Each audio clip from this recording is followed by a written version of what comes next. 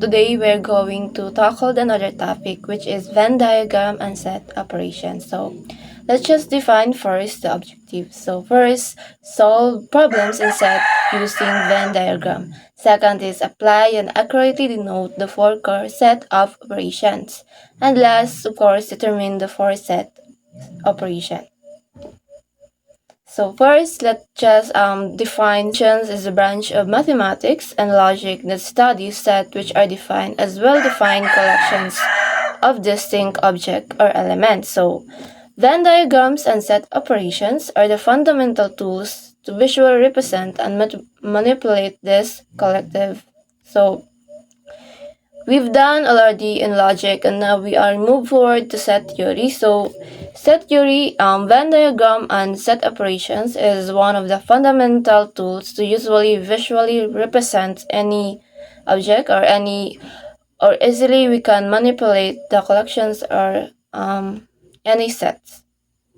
So first, let's just define set to circulate our idea. So set is any well-defined collections of objects called the elements or members of the set. So first, let's just read the A element to S. So denotes that A belong to a set S. Second is B element of S, which is mean B is an element of S or B is a part of element of S. So this means that A and B is belong to a set S. So I hope you naka ano naman sa inyong mind about sets. So let's just move forward to how to specifying a set. So there is a two way in how to specifying a set. One way is, if possible, is to list its members separated by commas and contained in braces. So as you remember, one way to the specifying set is using commas or braces. Just like an example here that A equals braces, open braces, or comma, 1, 3, 5, 7, 9, and close braces or close comma. So that is A consists of number 1, 3, 5, 7, 9. So that is one way to how to specifying set. So second one and the last one to how to specifying set is to state those properties which is characterized by the element in a set. Example A is, do you know how to read that? So the proper way to how to read that is, A is a set of X such that X is an odd positive integers and X is less than 10. So I don't just have dig deeper about set because my previous reporter have already reported that. Just move to Venn diagram. So who was the founder of Venn diagram? Do you have any idea? So let's just define first the Venn diagram. So Venn diagram is a British mathematician named John Venn in 1834 to 1883 AD. So he introduced the concept of diagrams to represent sets in which sets are represented by enclosed area in a plane. So that is a Venn diagram. So when we say Venn diagram is a pictorial representations of sets. So for us not to easy to determine which part of the set, easy for us now we use the tools Venn diagram. For us to have a pictorial representations of set in which sets are represented by enclosed in a plane. So Venn diagram is a pictorial representation. So the universe set or U is represented by the interior of a rectangle, and the other sets are represented of the disk lying within the rectangle. So here sa next slide, here if A is C, do you know what is symbol C? So it's subset. So A is subset to B, then the disk representing A will be entirely within the disk representing B. So as you can see that in the figure, nasulod no si B sa A. Pina-A ang gamay na circle, ang dako na circle kay ang B. So what do we mean sa ingani na kanang figure? So here para more on makasabot here I have an example about number and digits. So set B all single elements whole number. Then set A all single-digit even numbers. So, if A is subset to B, let's check every element of A. So, is 0 in B? Of course, yes. Is 2 in B? Yes. Is 4 in B? Yes. So, here, elements and set of A is part of B. As you can see in the figure, no, dako ang circle ni B. So, it means all elements ni A is part also ni B. So, I hope do you understand. So, next, we have another scenario. So, if A and B are disjoint, then the disk representing A will be separated from the disk representing B. So, as you can see here sa atong figure 1.BA, A and B are disjoint. So, tawag ana disjoint. So, A and B wala sila nag-intersect ang circle. Lahi si A, lahi si B. So, it means they don't any intersection. So element ni B wala ni share sa element ni B. So element ni B, element lang niya. Element ni A, element lang niya. So they don't share any element or set. That is disjoint. Tawag niya disjoint. So I have an example here about disjoint. So let's just I just read the scenario. So, set C, the sets of all animals that live only on land, like examples, elephant, lions, and deer. So, set O, the set of all animals that live only in the oceans. So, diba, ilang set is just joined kasi dili siya related. So, that is called the set is disjoint, so they don't have any elements or set within their koan. So B is lahi and A is lahi pud siya ang iyang mga elements. So I hope do you understand. So next is another koan. Try to see the figure. Nagka-intersect na sila. This is the two set Venn diagram, type of Venn diagram. So if A and B are two arbitrary sets, some object may be in A but not in B. So some are B but not in A. So some are both A and B, and some are neither A nor B. So hence, in general, we represent A and B. So when we say arbitrary set, it is a set is chosen. So it is a set is chosen randomly without a specific rule. So some parts belong only to A, so some parts only belong to B, so some parts belong to both A and B. So that is the concept of two sets of Venn diagrams. So for example here, the union nato is 1 to 15. So atong A 3, 6, 9, 12, 15. And atong set B is 2, 4, 6, 8, 10, 12, 14. So let's just try see the slides for you to not koan.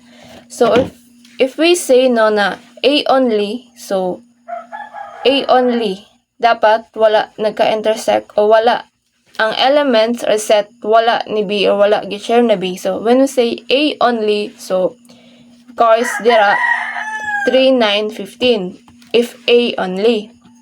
If B only, na wala ang elements or like ang equation wala nag-share ni A, it's only 2, 4, 5, 10, and 14. A and B, of course, katong pariha nila na naa, like for example, 6 ug 12, pariha both ni A ug B naa ang 6 ug 12, that is intersections. And neither A nor B, of course, ang 1, 5, 7, 11, and 13, both neither wala nilang duha. So that is 1, 5, 7, 11, 13. So that is a concept of arbitrary sets, To move forward to type of Venn diagram. So finally, we hear na to type of Venn diagram. So first is the two-set Venn diagram. So as you can see here, sa figure, try to see the figure para. So let's just move forward to Venn diagram. So you can see the kanang figure to you to visualize what is two-set Venn diagram. So Two-set Venn diagram is the simplest type, no? Sa type of Venn diagram is usually two overlapping circles to show the relationship between the two sets. So, using two overlapping circles. So when they overlap, but is called intersections of two sets. No? That is overlapping circles to show the relationship between two sets. So, ang ga-overlap, so muna to ang ilang intersections sa two sets. Like here sa A and B, so ang overlapping na circle nila nasa tunga, so muna ang intersection. So next is three-set Venn diagram. So as you can see, to visualize, no, see the figure. Nga na ang forma sa three-set Venn diagram, three circles, which of course nag-overlap gyapon siya. So this diagram uses three overlapping circles to compare three data sets. So it includes areas of overlap, no, for elements common to any two sets and a central area for elements common to all three sets. So asama nilang intersection ani nasa tunga gyapon. Try to see na lang asa ang intersection nga silang tulo dapat nag-overlap ug silang tulo part ana. Four-set Venn diagram. So four-set Venn diagram is used for four intersecting shape, which is often ellipses, no, to maintain symmetry. So to visualize relationship between four sets, so leading to more complex areas of overlap. So as you can see here, no, sa atong figure, so complex areas of overlap yun siya maglisod ta og determine kung asa ang intersection. So usually in set, no, it is not merely used ang 4-set Venn diagram and also the 5-set Venn diagrams kasi it leads on more on complexity man siya kung gamito nato ang 4-set Venn diagram. So another is the 5-set Venn diagram, as I say, no. So try to see the figure 5-set Venn diagram. So this diagram is uses a 5 overlapping shapes, no, to compare 5 different sets. So 5 different sets na po niyang differentiate. So they can be symmetrical or asymmetrical and used for more complex data analysis. So then 5-set Venn diagram is more uses only in complex data analysis. So if we use this in set theory, so it's merely cause gyapon complexity, no, for us to determine the different set, no. So only in set theory, no, only merely use ang 2-set Venn diagram, and actually we use also 3-set Venn diagram. But 4-set and 5-set Venn diagram, so they are not merely used, no, kasi it can cause complexity lang sa sets. So I hope do you understand the 4 type of Venn diagram, the 2-set Venn diagram, 3-set Venn diagram, 4-set Venn diagram, and last, the 5-set Venn diagram. So now, we already done about Venn diagram. I hope na you know, do you have any understanding na about Venn diagram? So, let's move forward to set operation. So, unsa man di ay ni a set operation? So, let's just first define what is the set operation. So, set operations is a set theory are ways to combine or modify sets, collections of distinct items to form a new set. So when we say set operation, now it is to modify the set to form a new form of sets. So you just have 4 type of set operation, no, to how to modify sets to form a new form of set. So the 4 type of set operations, first is the union, second is intersections, third is complement, and last is the differences. So 2 type of differences, which is a relative complement, and next is the symmetric differences. So 2 type of differences. So as we go through to our discussion, so you'll know what is symmetric differences and relative complement, 2 type of differences. So first, let's just define what is the union. So first, set operations is the union. So the union is the two sets, and denoted by A and B is the sets of all elements which belong to A and B, A or to B. That is, here or is used in the sense and or. So or ang atong gigamit dire. So as you can see here sa atong one way to specifying a set is using a bracket now. So here, as you can see, A is union to B. So the symbol of union is U. So A is union to B, that is X such as X, elements of A, or X is element of B. So as you can see here sa figure na shaded ang A and B including the shaded ang A and B including sa ilahang intersection. So it means no, any element ni A is part ni B. So for example, about union. So A element is 1, 2, 3. Then the B set now is 2, 3, 4. So 1, 2, 3, and 4. So they are the union of the set. So ang nagka-intersect na dito 1, 2 is all part no sa union. So all possible elements of A or B. That is the union. Next is the intersections or pinabali nga U. That is a symbol of intersection, no? Pinabali nga U. So the intersections of two sets A and B, denoted by A intersect B, is the sets of elements which belong to both A and B. That is, here can read the bracket specifying set using a bracket now. So A intersect B equals X such as X is element of A and X is element of B. So as you can see here, so naasto nga atong shaded part sa atong figure. So it means no na kung unsay nag-intersect or overlap nila nga set. For example, sa akong example gay na 1, 2 is elements are A element 1, 2, then ang B elements is 2, 3, 4. So ang ilahang ga-intersect dito nga kanang elements is 2. So ang ga-overlap diri sa tunga ang 2. Sibutang ato diri sa tunga ang 2, which is a shaded part. So do you have any nakasabot ra about intersections and union? Again, no, if we say union, A or B, any element A or B. When we say intersections, in elements of A and B nga ga-intersect or gabalik-balik na nga na term. So next, let's move forward to complement. So the symbol of complements like raised to C or prime. So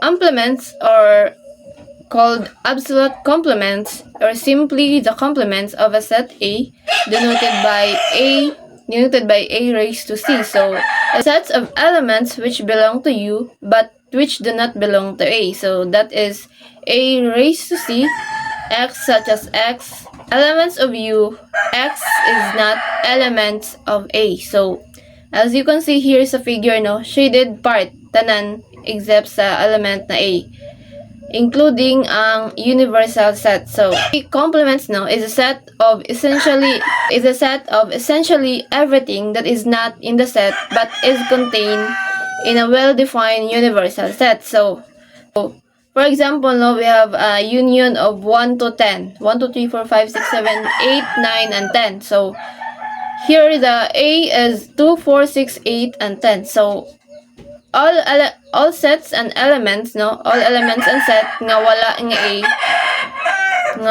ni A, so that is the complements, which is the 1, 3, 5, 7, and 9. So that is the complement of the sets. So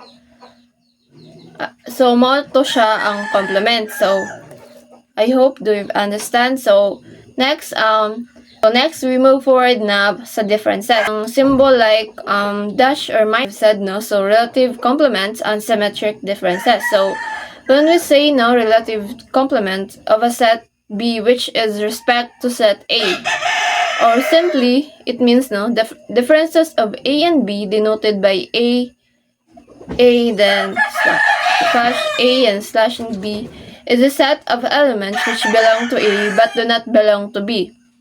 That is, no, A minus ni B, x of x such as x, no, A elements of A, so, no, A minus B, no, x such as x, no, elements ni A, but x is not element of B. So, as you can see here sa shaded part, only ni A. Ang ilahang intersections or overlapping dili part. Say differences only ni elements ni A nga wala nag-overlap or nag-intersect sa element ni B.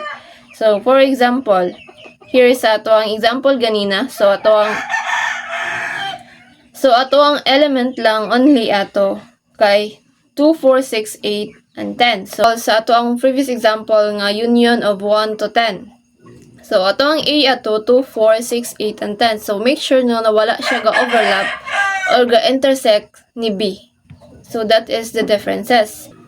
So, when we say symmetric differences now, between two sets ni siya. So, A and B is essentially the sets of elements that belong to one set or the other, but not both. So, mo pa siya symmetric differences. It could be belong to one set or the other but not both, but dili ang ilahang intersection. So, there are two ways no specifying symmetric differences. So, one is our kanang formula to specifying symmetric differences is, so first is to specifying symmetric differences now the union minus intersection. So, most common siya nga formula for symmetric differences. So, this is the easiest way to think about it. So, it starts with everything in both set, no, the union, and remove the stuff they have in common, the intersection. So, which is, as you can see, sa atong symbol symmetric is triangle. So, A symmetric to B equals A union to B minus A intersections of B. So, it means union ni B dapat dili minus the intersection nilang duha. So, next is the unique parts combined. So, unique parts combined way. So, this is the definition that matches the visual. So, find the unique parts of A and the unique parts of B and combine them. So, the unique parts of A is A minus to B. The unique parts of B is B minus to A. So, example here, A minus to B, sa ato ang kuan, A symmetric to B, A minus to B, union of B minus A. So again, our first way of symmetric differences, so A symmetric to B equals A union to B minus A union intersections of B. That is A union to B minus the A intersections of B. The second part, no, to specifying symmetric differences. So, no, A symmetric to B equals A minus B union sa B minus A. So, that is two-way. We understand what is symmetric differences. So, atong element A,